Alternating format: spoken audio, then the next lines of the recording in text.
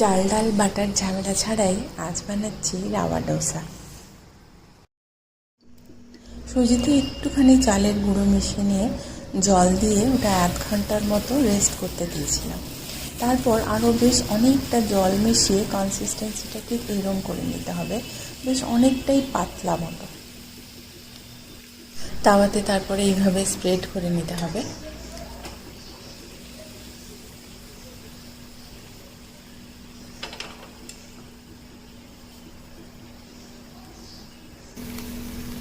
আমি এটা ঘি দিয়ে বানিয়েছি আজকে, আর দেখলাম যে ঘি দিয়ে বানিয়েও খুব সুন্দর একটা গন্ধ আসছিল, আর কালারটাও খুব দারুণ হয়েছিল।